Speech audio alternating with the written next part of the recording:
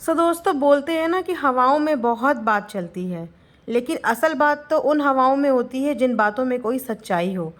Hello hi, welcome back to my channel earth mom Dehradun. और guys, अगर आपने channel को सब्सक्राइब नहीं किया है तो प्लीज़ कर दीजिए और पॉडकास्ट को एंड तक ज़रूर सुनना, क्योंकि ऐसे बहुत सारे राज और बहुत सारी इनसाइड स्टोरी मैं आपको इस वीडियो में आज बताने वाली हूँ जो शायद आपको पता ही नहीं है। तो आपने अक्सर वीके कपल का इंटरव्यू सुना होगा। वो कई बार इंटरव्यू देने जाते हैं और जहाँ देखो किसी भी चैनल पे जहाँ वो इंटरव्यू देने जाते हैं या वो कोई पॉडकास्ट अटेंड करने जाते हैं, ऐसा हो ही नहीं सकता कि दो सवाल उनका पीछा छोड़ दें। पहला सवाल हमेशा आता है रावत फैमिली से रिगार्डिंग कि वहाँ से उनके रिश्ते क्यों टूटे, यानी कि एन और एल के साथ उनके रिश्ते क्यों टूटे। और दूसरा सवाल जो ज़्यादातर उनसे पूछने को मिलता है वो है कि नाफरमान से आपके रिश्ते बिगड़ने की वजह क्या है।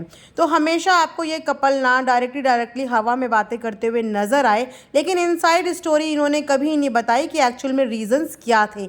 बट यस, इन्होंने ये डंका हमेशा हर इंटरव्यू में, हर पॉडकास्ट में ज़रूर बजाया कि हमने ही यूट्यूब में उनको इंट्रोड्यूस किया है, हमने ही उनको गाइडेंस दी है और हम ही उनको यूट्यूब में लेके आए हैं। Very good. इसे कहते हैं अपने मुंह मियाँ मिट्ठू, क्योंकि दूसरी पार्टी ने अब इससे रिगार्डिंग कोई बात ही नहीं बोली है। एक तो हमारे नाफरमान जी हैं जिनको सवाल का जवाब देना नहीं आता, सवाल पे सवाल खड़ा करना आता है। उन्होंने उन्हीं की भाषा में उनको जवाब दिया, उन्होंने उन्हीं की भाषा में उनको जवाब दिया। तो उस पर हम बात नहीं करेंगे। हम बात करेंगे उस कपल पे जिन्होंने अभी तक ना तो उनकी भाषा पे उनको जवाब दिया, ना ही अपनी किसी भाषा में उनको जवाब दिया। मैंने सिर्फ अभी तक एक ही इंटरव्यू ऐसा देखा है नीतू और लखन का, जिसमें उन्होंने बहुत ही सोफिस्टिकेटेड तरीके से बात को बिल्कुल घुमा दिया। ना ही अपनी कुछ तारीफ में बोला, ना ही उनकी बुराई में कुछ बोला। बातों को गोलमोल ना खींचते हुए मैं आपको इनसाइड स्टोरी बताती हूँ कि एक्चुअल में इन लोगों के झगड़े की असली वजह क्या है। बहुत ही ऑथेंटिक सोर्स के थ्रू मुझे ये बात पता चली है कि आखिर में रीजंस ऐसे क्या थे जिसकी वजह से इन लोगों की दोस्ती आज राइवलरी में चेंज हो चुकी है और दोनों ही एक दूसरे के राइवल्स बन गए हैं। वन साइडेड स्टोरी तो आपको पता ही है। वो स्टोरी ये है कि यूट्यूब में हमने लाया, यूट्यूब में हमने डायरेक्शन दी, हमने बोला आज हमारी वजह से चैनल है। बिल्कुल सही, आपकी वजह से चैनल है। तो मैं सिर्फ एक क्वेश्चन यहाँ पे खड़ा करना चाहूँगी, कमेंट सेक्शन में आप भी बताना कि आपको मेरा ये क्वेश्चन वैलिड लगता है या नहीं। अब आप एक बात मुझे बताओ, अक्सर आप लोगों को भी बहुत लोगों ने ये गाइडेंस दी होगी कि यार यूट्यूब में चैनल खोल ले। जब मैं नहीं आई थी ना तो मुझे भी ये गाइडेंस मिली थी कि यार यूट्यूब में चैनल खोल ले, तू बहुत अच्छा बोलती है, यूट्यूब में पॉडकास्ट बना ले, कुछ रिएक्शन वीडियो बना ले। तो मैंने कहा कि ठीक है। तो मैंने शुरू करा अपना काम और आज काम करते करते मुझे काफ़ी टाइम हो गया और मैं अभी भी स्ट्रगल ही कर रही हूँ। राइट?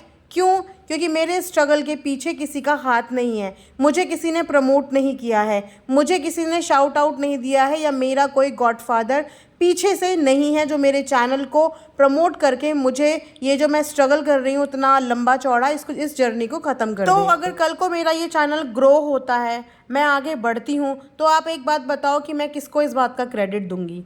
क्या मेरे पास कोई है मैं जिसे क्रेडिट दूंगी? हाँ, मेरे पास है। मैं उन सब्सक्राइबर्स को क्रेडिट दूंगी जो मुझे यहाँ से यहाँ तक पहुँचा के आए हैं, क्योंकि मेरे पीछे से कोई हाथ नहीं था। लेकिन मुझे किसी ने ये बोला था तू अच्छा बोलती है तो तू यूट्यूब पे चैनल बना ले। यस, वीके कपल ने एक बात बोली, एक डायरेक्शन दिया, क्योंकि इंस्टाग्राम पे ऑलरेडी लखन और नीतू काफ़ी फेमस थे।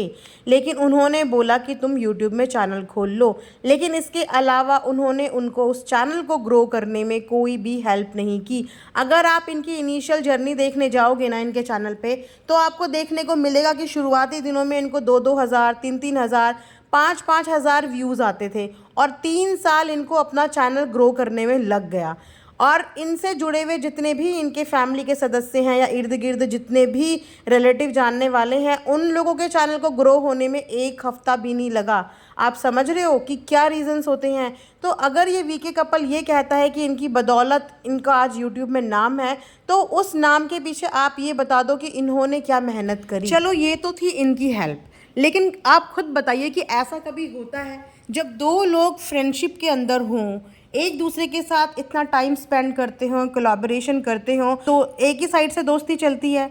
अगर एक ने एक के लिए कुछ किया होगा तो ऐसा हो सकता है कि दूसरे ने दूसरे के लिए कुछ ना किया हो। तो चलो आज मैं वो पार्ट आपको बताती हूँ कि नीतू और लखन ने इनके लिए क्या क्या किया। क्या इन्होंने कभी भी ये इनसाइड स्टोरी बताई कि जब गोवा में ये लोग इवेंट के लिए, जहाँ पे इनकी पहली मुलाकात हुई थी, वहाँ पे गए थे, तो उस टाइम पे जब कोविड पॉजिटिव निकले थे तो किसने उनकी हेल्प की थी, उनके साथ कौन वहाँ पे था कोविड के टाइम पे, जहाँ कोई किसी कोविड पेशेंट के आजू बाजू भी नज़र नहीं आ रहा था, लोग अपने रिश्तेदारों से दूरियां बना के बैठे हुए थे, वहाँ पे जब पॉजिटिव निकले तो उनके साथ कौन थे। चलिए वो छोड़िए, ह्यूमन बैकग्राउंड पे फ्रेंड के ही काम आता है ना, इस चीज़ को कोई गिनेगा नहीं। उसके बाद बताओ कि आपने देखा भी होगा, नोटिस भी किया होगा कि कुछ टाइम पहले के का इंस्टाग्राम हैंडल ही डिलीट हो गया था। बड़ा हाहाकार मच गया कि अरे Instagram handle delete delete delete, बड़ी परेशान। अब ऑब्वियस सी बात है, किसी का social media handle million subscriber वाला उड़ जाए तो वो बंदा परेशान तो होगा ही।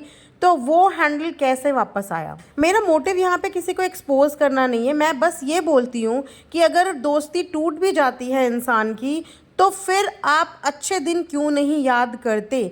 अच्छे पलों को याद करके अपना मुंह बंद कर लो कि यार ये अच्छे दिन भी तो हमने देखे थे। बुरे वक्त की वजह से तो दोस्ती टूट गई ना, लेकिन अच्छे वक्त भी तो याद करो। कभी भी एक तरफा चीज़ें नहीं होती हैं। और मेन रीज़न दोस्ती टूटने का कहीं ना कहीं वीके का एरोगेंट नेचर है। जैसे कि आपने कई बार उनके व्लॉग में भी ये देखा होगा, जिस तरीके से वो अक्खड़ भाषा का प्रयोग करते हैं ना, सबको वो भाषा समझ में और पसंद नहीं आती।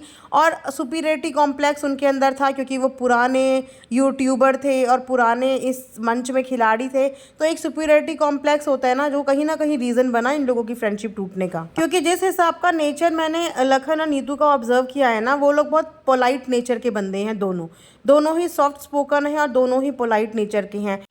तो सिर्फ वीके कपल का एरोगेंट बिहेव और सुपीरियरिटी कॉम्प्लेक्स इन लोगों की दोस्ती के बीच में दरार का रीज़न बना, और चीज़ें मेस्ड अप हुई इनके थाईलैंड ट्रिप के बाद। वो सब चीज़ें आप व्लॉग में देख सकते हो। तो थाईलैंड ट्रिप इनकी ज़िंदगी का ना भूलने वाला ट्रिप बन गया, क्योंकि उस ट्रिप की वजह से दो दोस्तों की दोस्ती के बीच में दरार आ गई। सो दोस्तों, ये थी कुछ इनसाइड स्टोरी जो आप में से बहुत सारे लोगों को पता नहीं होगी। मेरे पास काफ़ी टाइम से इंस्टाग्राम पे मैसेजेस आ रहे थे कि मैं इस बारे में बात करूँ। सो आप सबकी रिक्वेस्ट पे मैंने आज इस बारे में बात की। आई होप कि आप लोगों को पॉडकास्ट पसंद आया होगा तो like share and subscribe, and thanks for watching earth mom Dehradun.